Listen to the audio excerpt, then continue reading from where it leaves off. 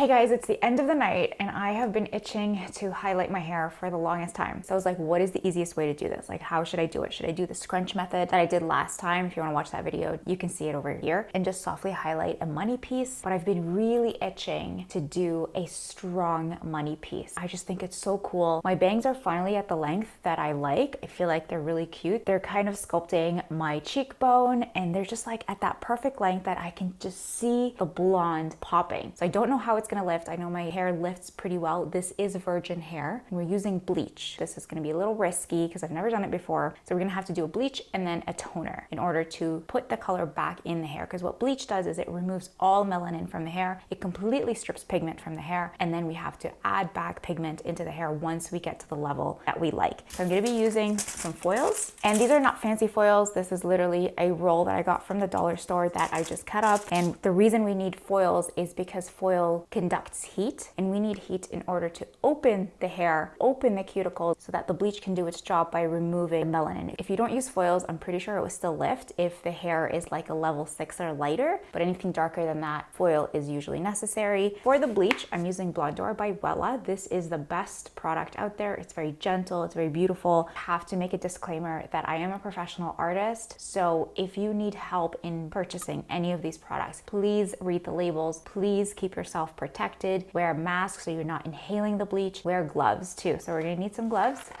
I have a scale because there is a certain ratio that you mix the bleach with the developer so that it doesn't dilute too much and it works to its best capacity. This is 20 vol developer. It's not the same brand, but it still works. I have a couple brushes. I have this one, I have another brush. I'm gonna be using a foil comb. We're gonna be needing also a bowl. I haven't figured out exactly what I'm gonna do, but let's go. I'm gonna take you on the journey with me. Okay, so we're starting out by splitting my hair down the middle and then brushing it down and then taking those pieces from the front, shaking them out and allowing the hair to naturally split. Everybody has this. This is our bang section. This is just nature's way of giving you bangs. So if you're ever trying to look at where your bangs are, this is it.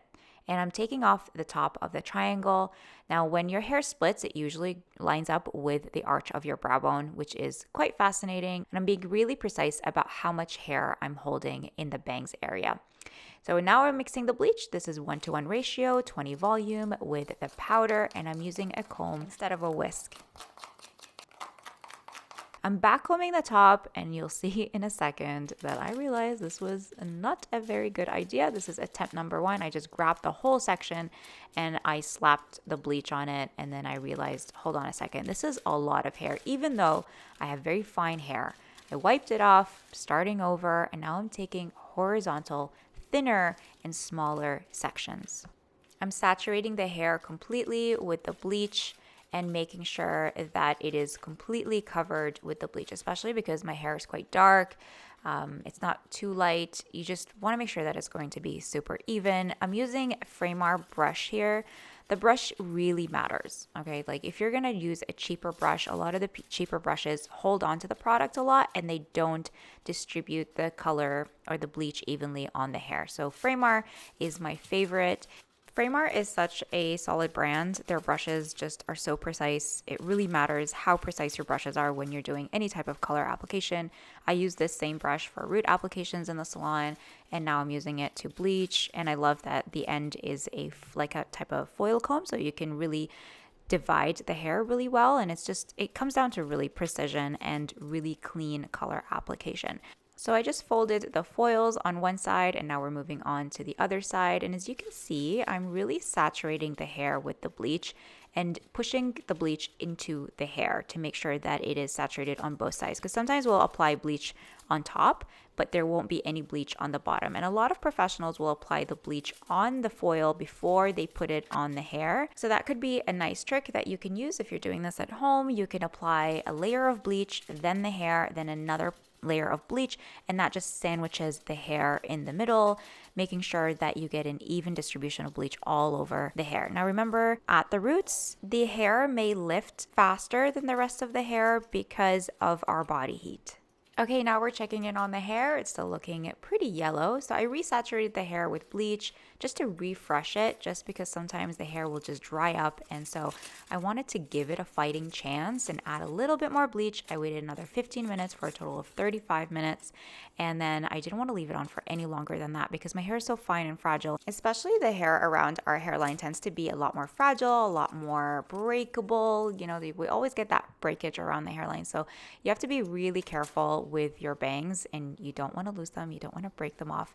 And now I'm toning it. I'm going to talk in a second about how I toned it and the colors that I toned it with and why I'm going to decide to continue to bleach my hair. Okay guys, it is day 2. Last night I washed this, I toned it, and I realized I made a couple mistakes. First of all, my roots are not looking cute at all. So I'm gonna go in back with the bleach to touch up just the roots, and I'm gonna do different sectioning this time. I'm gonna go vertical like this rather than horizontal, just so I could get the roots. I still want to see my natural root color because I like the dark. I think if I go fully blonde, it's gonna look really weird. I really love how light this part is. Like, this would have been ideal if I got this tone right here. So I toned it with 2 different toners and it still wasn't pulling very well. Right here, it's looking a little bit brassy, it's green, I don't know what's going on. So I'm gonna lift it again, but this time I'm actually gonna use Olaplex 1 to maintain the integrity of my hair, to make sure that the hair is not gonna fall off, because if I put too much bleach too fast, too quickly on the hair, it could end up becoming super stretchy and literally break off, and we don't wanna run that risk. I'm gonna put bleach. I love this so much. This is toned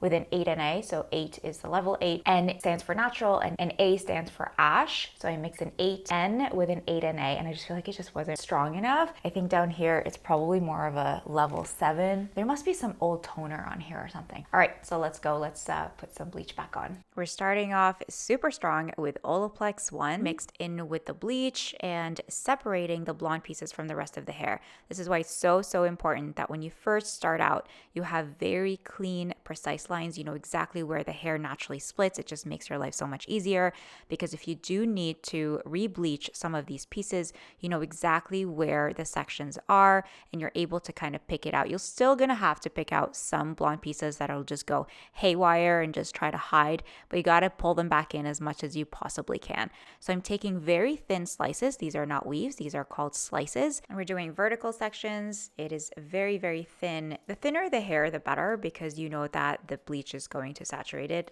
And at the roots, the hair may lift faster because we have body heat radiating from our scalp. That is going to lift the roots very fast, much faster than it would the ends. And that's why a lot of times you'll find that when people go to color their hair at home, the roots are a different color. They could turn green, they could turn, you know, kind of orangey or brassy, which is what we would call hot roots. So you should always start your bleaching journey by bleaching the hair separately from the roots. And then once you get the color that you want, you go back into the roots and you do them separately. Whereas here, I did leave a little bit of space between the hair and the roots. I didn't go directly to the scalp. Otherwise, I think it would have really blasted the cuticle and given me like a level 10 super quick. But I did go up to the roots just enough to blend it with the hair. And I was just honestly just keeping my fingers crossed that everything was going to work out. And luckily it did.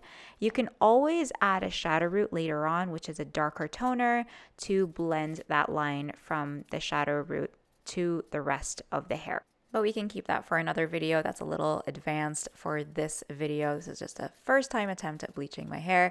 So just take really thin sections and keep working around these sections until you get it all nice and saturated and incubated into your foils.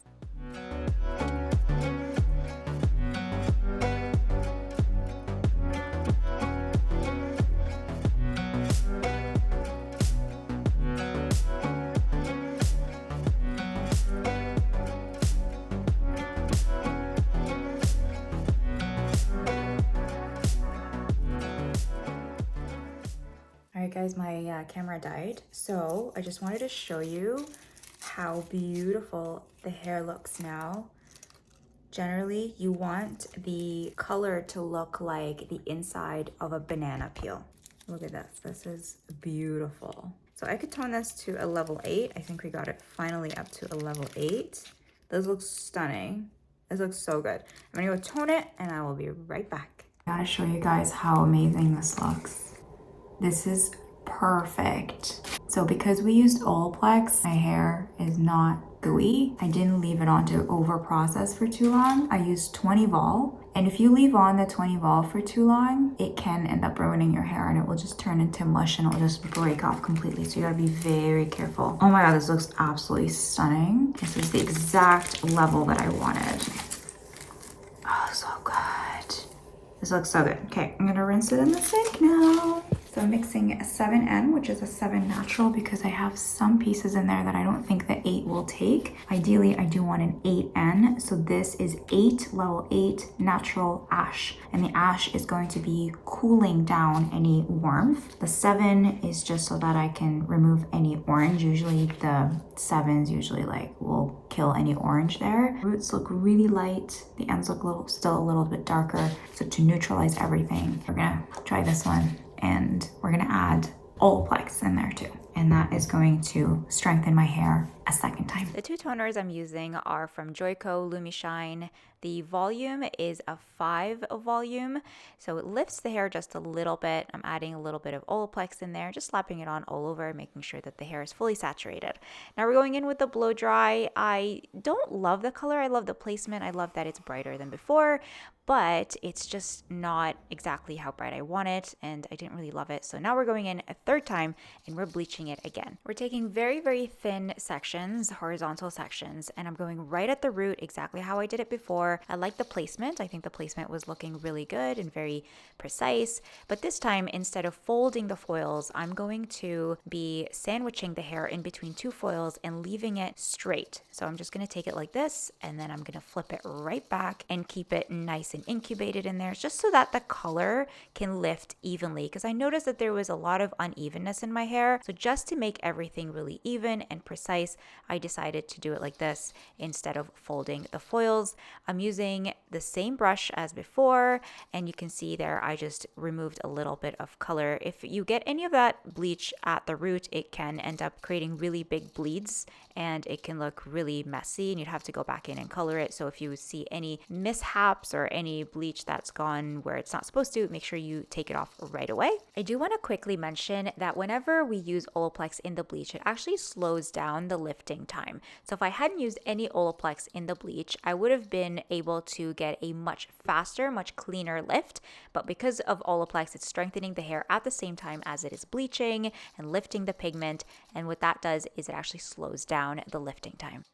Oh my God, you guys, this is just daylight. I'm gonna move my softbox here, and this is just daylight. I bleached it 3 times. I didn't get the color or the tone that I wanted, that inside of a banana peel, until the 3rd bleach. I used 2 foils on top of each other and laid them on top of each other so that the heat can incubate evenly. Because when you fold the foils, sometimes the heat doesn't really distribute evenly and then you get like patchy color. We don't want that. So this came out super even. Obviously it was a little bit more yellow. I used 9M in shade ZQ, so this is like a level 9. It's very bright.